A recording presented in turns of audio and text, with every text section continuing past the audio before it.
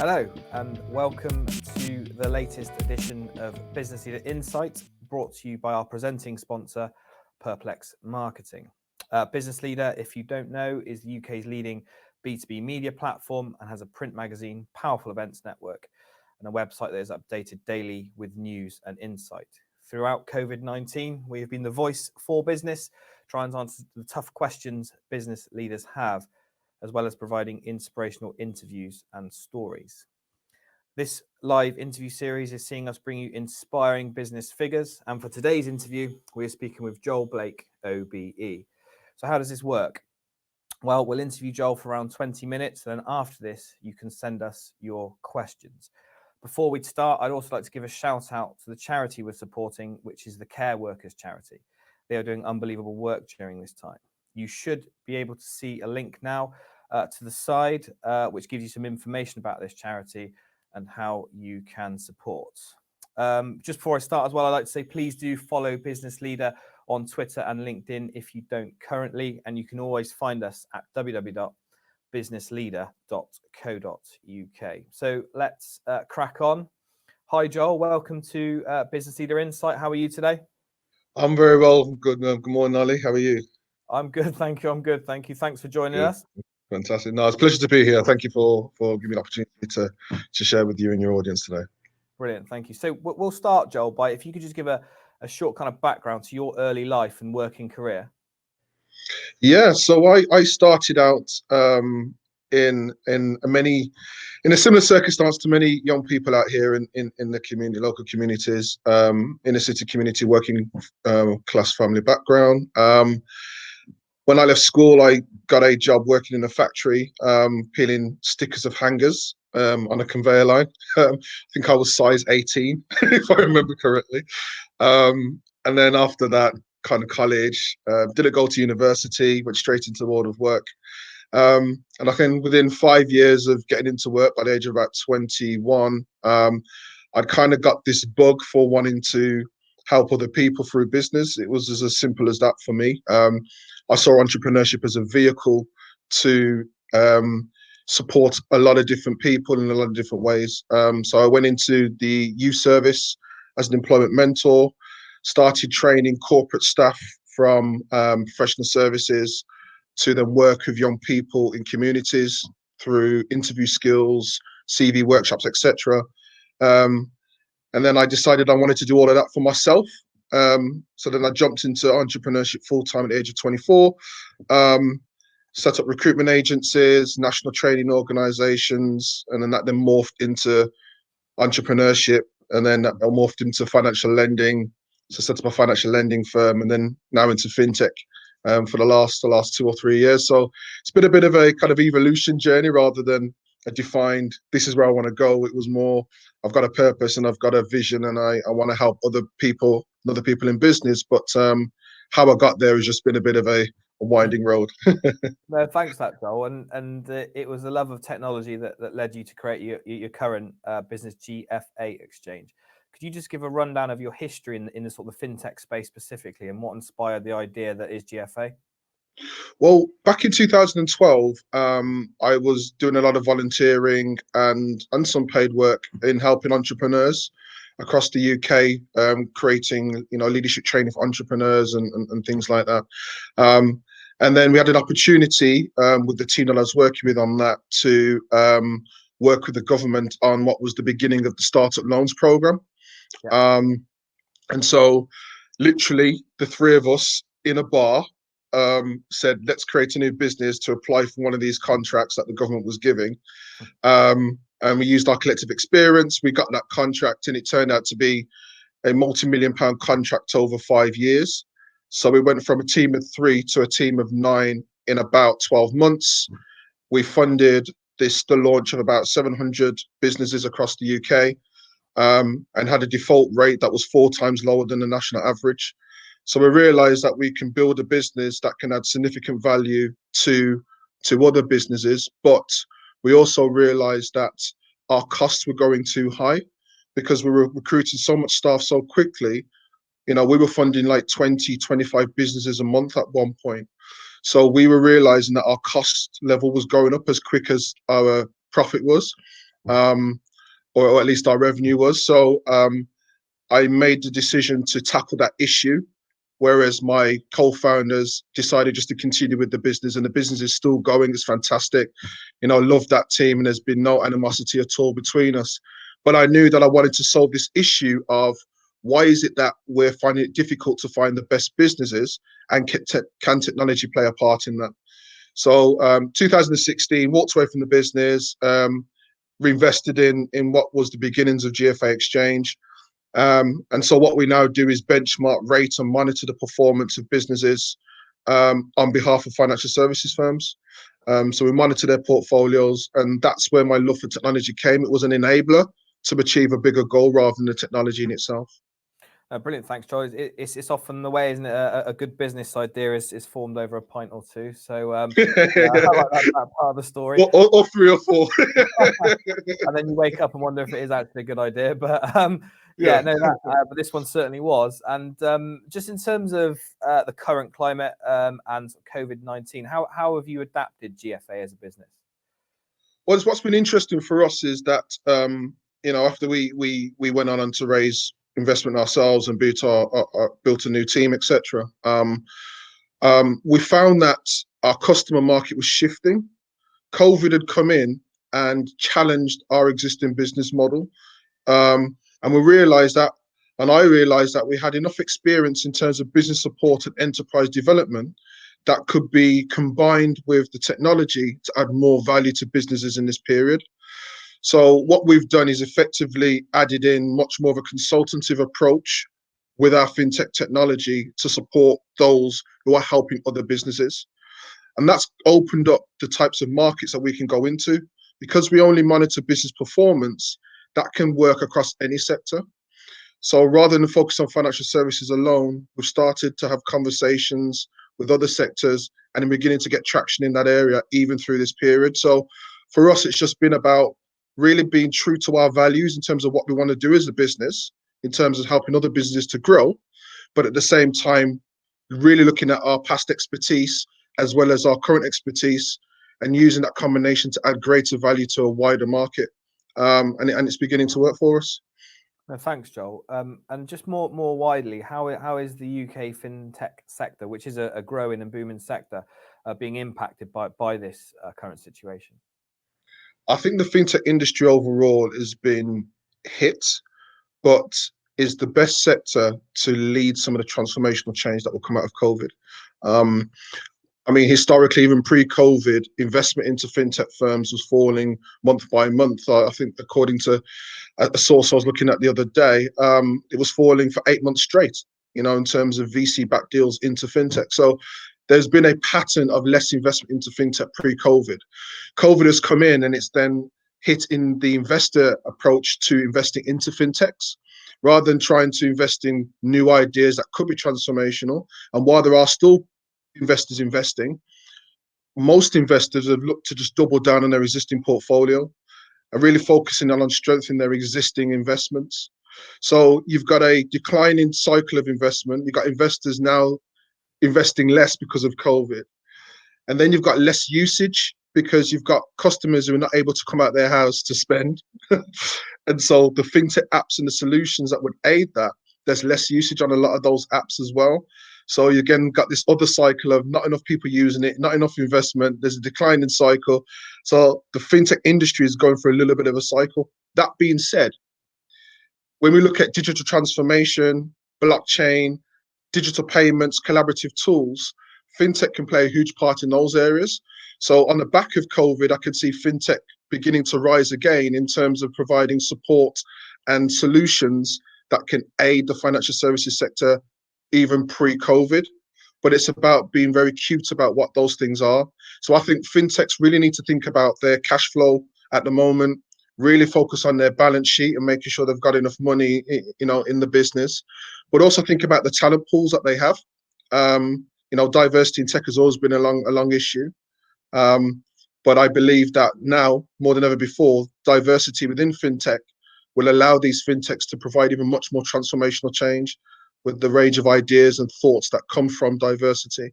So I think, there's a change within the industry, but I think right now It's still a case of needing to make sure that you really look at what cash you've got and really plan and be prepared, and then can execute on the back of the whole COVID period. No, thanks, Joel. You just touched on sort of cash flow and finance there, and with your background in this space, I mean, do you believe that the government has done enough with its COVID-19 relief packages for companies? No, is the honest answer. I think the investment that they've put in has been fantastic. But my worry is that it's been investment with not enough intelligence on the businesses out there who they are now providing this funding for. And my worry is that once this investment really gets embedded through lending to businesses who are struggling at the moment, yes, you're going to try and back the winners through the investment decisions. You know, the financial lenders who have received these funds will always try to find the best businesses to lend to. But my worry is that there's going to be more bad debt risk, more risk of default, because a lot of those businesses who are seeking lending have a lot more challenges than before, and the volume is higher. And lenders have to lend, banks have to lend. That's their business.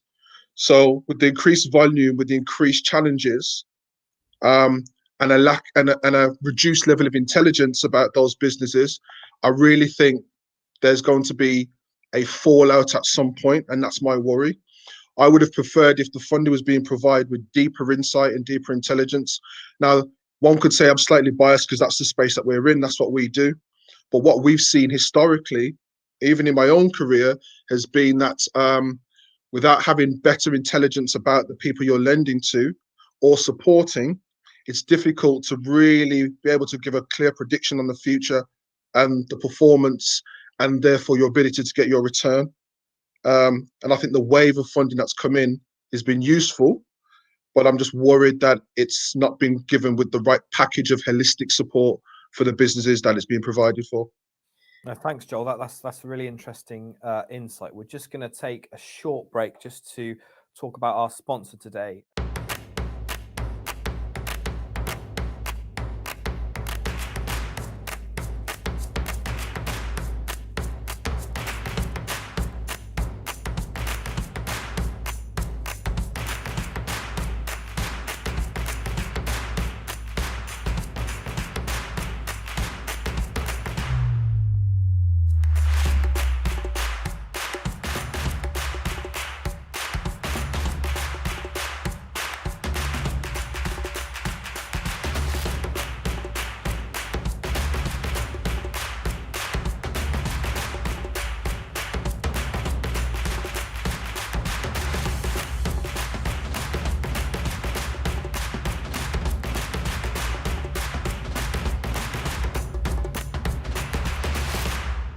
In the past, you've spoken about how success is often determined by the lessons you learn from your disadvantages.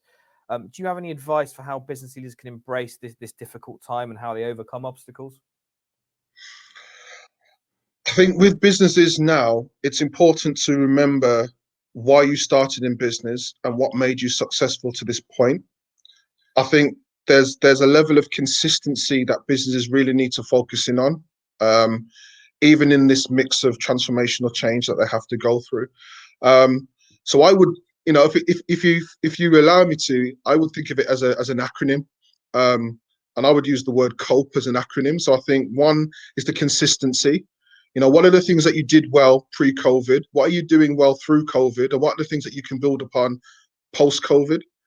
Because the challenges that you're going through now are challenges that have hit you, but you were still successful before you came in. The fact that your business was still alive pre-COVID means you were being successful. So what made you successful? What were the values that you had? What's the models or services or the value provided to your customers that they resonated with? So be consistent with those things. I think the second thing, though, is being open to change. Quite often we have a very fixed mindset in business because we know what works, so why change it? But I think in this day and age and in this period, it's completely shown us that we need to think outside the box. We need to be more agile and flexible than ever before. So if you're feeling disadvantaged, think about areas where you can be open to change. Is it the systems and processes that you're using? Is it about your model going to market? Is it about the way you market yourself as a business? What are the things that might need to change, and being open to that? I think then that then leads to being prepared. So having a plan is always important, but having a flexible plan is even better. But being prepared for those changes is going to be super important. But more importantly than all those three is the ability to execute. No point having plans if you're not doing something about it. So it's about taking those actions and putting in milestones where you're measuring the actions that you're taking, and then being open again to making changes based on the results of that assessment. So coping for me as an acronym is about making sure you're doing what you do well, being open to change, keep planning, keep executing, and keeping that cycle going. It's that reiteration, that good old-fashioned lean startup model, I guess, to a degree, that it's important just to keep reiterating, keep trying, because if you stay fixed, that's when you won't survive. Thanks, Joel. And when we don't know when, but when this pandemic does start to finally subside, and we go back to what we would consider a relative normal, I mean, do you think businesses will stay in the change that they're currently in, or do you think it will go back to operating it how they always have?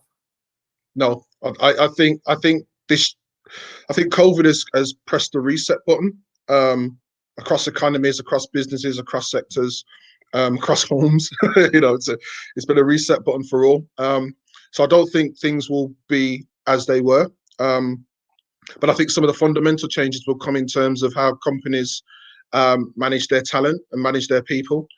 Remote working was there before COVID.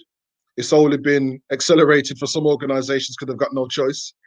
So I think it's whether or not organizations who now had to make those changes can now see the benefits of it, both on their bottom line, but also in terms of productivity. And then I believe those two things will give them the confidence to continue with strong and effective home working practices. So I think that's one area. I think in terms of business models is the other. If nothing else, COVID has taught us that our business models don't have to be the same business models forever. So innovation is going to be key for all organizations, I believe, in terms of looking at what they can do even better than before, what changes they can make, where new market opportunities are, how they need to change in order to realize the potential of those opportunities. And I think the third thing is income. I think diversifying your income stream is going to be more important than ever before. There's the old adage that you should never have one income stream. I think in every business, you should not have one income stream. It's got to be important to look at how you can make more money, how you can repurpose what you do in different ways, how you can generate new content that gives you access to new markets, all about new income streams, just to give you a stronger foundation underneath the business, rather than solely relying on one model, one income in one way forever. Everything's changed.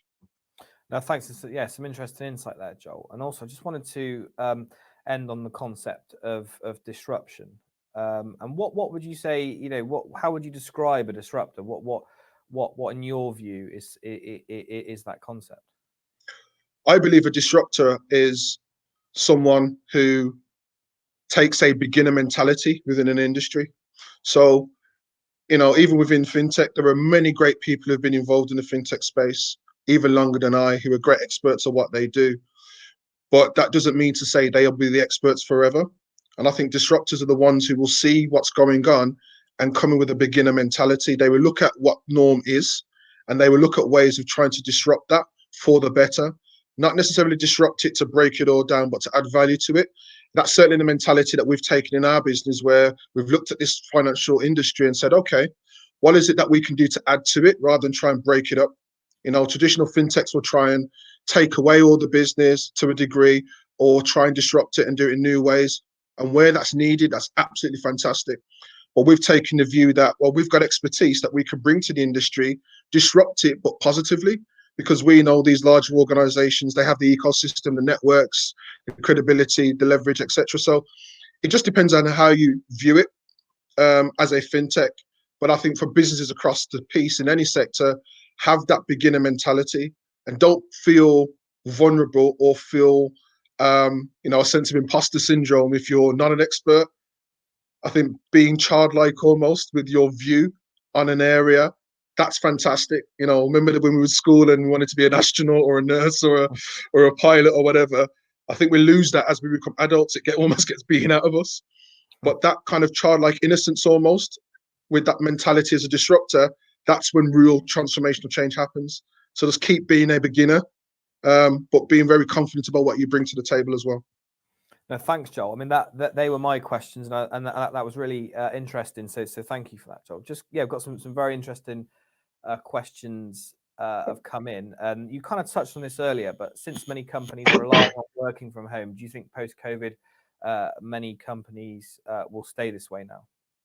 Yeah, again, as I say, I don't think many companies will stay this way. I do think, though, that there's going to be a deeper appreciation of home and work-life balance, more than ever before. And I think employers will need to take on board the personal home lives of their employees more than ever before. And that's going to have an impact on the working practices of organizations. But for those business owners themselves, I think the flexibility of working from home can allow them to be more agile than some of their competitors, if they're putting in the right practices at home, and seeing home working as home working, and having that kind of discipline around, if it's 9 till 5, 9 till 3, whatever your work times are, having that discipline in, taking the right breaks, etc. But yeah, I think generally, I don't think companies got to stay this way. I think it's changed. I think the change has started and will remain. Thanks, Joel. Question from Jim, which is an interesting one. Do you think that with people now having more time on their hands, will we see a boom of startups once the lockdown is over? That's a fantastic question. Yes, I think we will. I think this period has certainly highlighted areas of change and areas of transformation. And the smarter startups were the ones who will be creating businesses to solve the issues that they're seeing now. And then those who historically have been in business, they may want to create new startup, even kind of spin-offs of their existing business to meet some of the challenges where they can add in their own expertise on top. So yes, I do think we will see a boom. But the analytical side of me also says, how many of those startups will be here in 3 years' time? So I think we've got a responsibility, particularly as a government, but as a UK business community, to help other businesses to make sure that the sustainability is built in and the strength and the foundations are right, in these startups, rather than having a whole load of startups who are no longer here, because it's the contribution of startups that adds value. Prince, and this is good one as well, from Sam. What's the best advice you were ever given when starting out? Gosh, there's been loads of kind of bits and pieces over the years at different points, but I think the one thing that's always remained for me was, never forget where you come from, but know where you're going. And that's always stuck with me, both from a personal view and a business point of view. But from a core business perspective, make sure you're validating your proposition has always been a key one. Just because you've got a great idea and a great solution doesn't mean that someone else thinks the same. So make sure you're validating your solution with businesses who actually want it and are willing to pay for it. And make sure you validate that before you put heavy investment into building out this business. And I suppose a final one is the old adage of cash is king. Yeah, absolutely. But I think, having greater intelligence is just as important in this day and age as well. Thanks, Joel. I like this one from Emma. Who would you consider to be a good role model with how they have handled the COVID-19 crisis and their business? Because there's been some good and bad examples, isn't there? Yeah, I was just thinking of all the bad ones just instantly came to mind, which wasn't a nice thing to think. But a good role model. Wow, that's a really interesting question again. To be honest with you, it'd be unfair to pick at any one organization, because I think it just depends upon the industry that you're in and the sector that you're in. I mean, I do like what Brewdog have done, and a couple of the other breweries though as well, in terms of using their products and their resources to move it to the hand sanitizer market to meet that need. That's been really, really cool. But from a charitable point of view, that's a great thing. And maybe commercially down the line it works for them. They have a whole number of nurses and doctors now drinking Brewdog because they remember who supported them through the crisis. So you could argue there's a commercial piece at the back end of it. But and I'm not discounting Brewdog at all for that. I think that's a fantastic thing that they've done. But I think it just depends on businesses, regardless of where they are doing this type of work, and there are so many unsung heroes who are doing little things as well, who may not get seen in mainstream media. So I'd implore the business community to highlight other businesses who have done great stuff, because that empowers everyone. So yeah. And final question here: what is one fact about you that people won't be able to find online, Joel? Despite my, oh God, I don't know if I should say this. Despite my my journey into entrepreneurship and into fintech, when I was 14, I wanted to be a dance choreographer. Oh, nice. And I used to do kind of street dance sessions in my local youth club and take part in dancing competitions. I used to think I was a kind of young MC Hammer back in those days. But yeah, needless to say, I can still dance, but I didn't go down that route. You know, I didn't open a dance studio. I don't have a chain of them, but yeah, I still love dancing, and I think, you know, the ability to express yourself outside of the day-to-day of business, I think, is important. So yeah, I do like to dance now and again. That's a nice note. There's still time, Joel. There's still time. I don't know. I was 40 a couple of weeks ago, so I don't know yet. But my knee's clicking now, so. No, thanks for that, Joel. I mean, those were the questions. I want to say really, really big thank you, Joel. I think there's some really interesting insight there. And thank you to our sponsors, Purplex Marketing. So thank you again, Joel, and take care. No problem. And we'll speak again soon. Thank you. Thank you.